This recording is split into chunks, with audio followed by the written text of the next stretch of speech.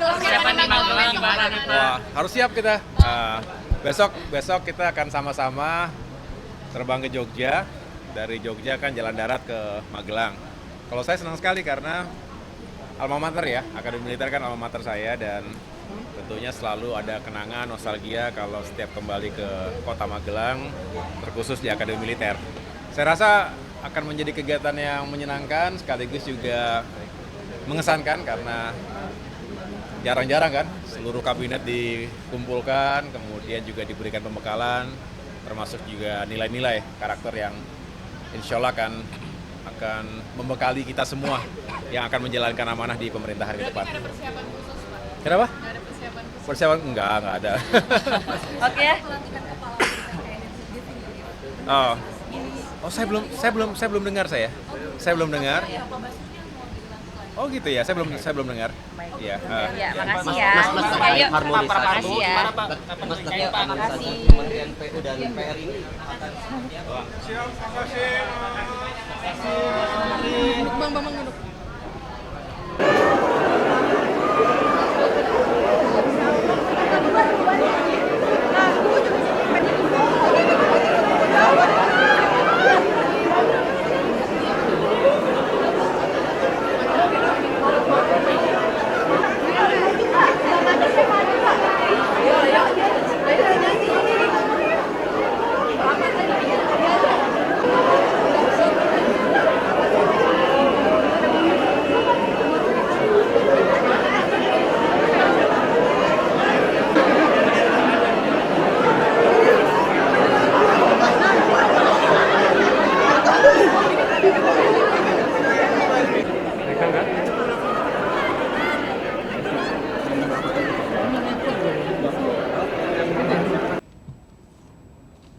Terima kasih teman-teman media yang saya hormati dan banggakan.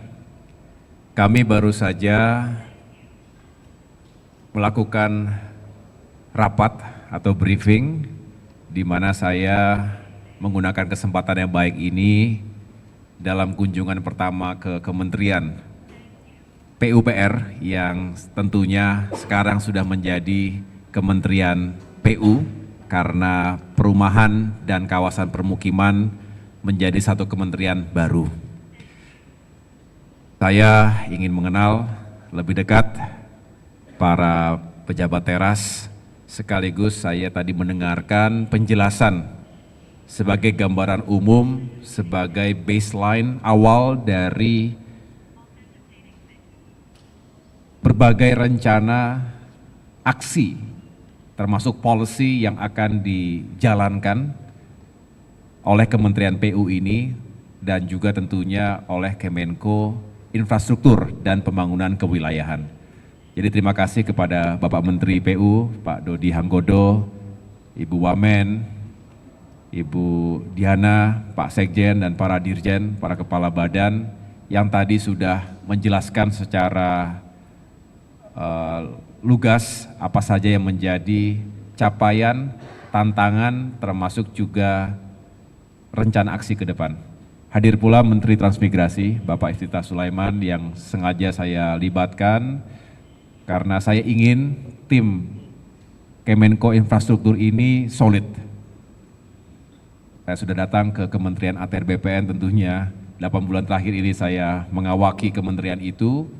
Sekarang Pak Nusron Wahid menjadi menterinya, lalu dalam waktu dekat tentu saya akan secara khusus juga datang ke Kementerian Perumahan dan Kawasan Permukiman, Pak Marwara Sirait menterinya, dan tentunya ke Kementerian Perhubungan yang dipimpin oleh Pak Menteri Dudi saat ini.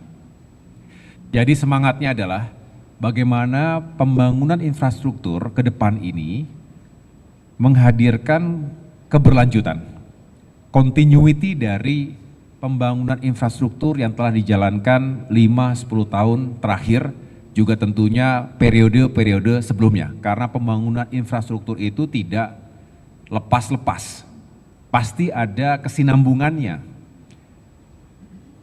Dan ini penting, karena kalau pembangunan infrastrukturnya seperti terjadi disconnection antara satu pemerintahan dengan pemerintahan berikutnya, rasanya tidak efektif, tidak efisien, dan nilainya jadi tidak maksimal.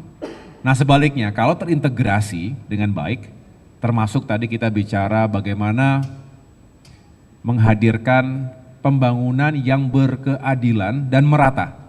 Kita tahu tidak semua wilayah Indonesia sudah terbangun dengan sangat optimal.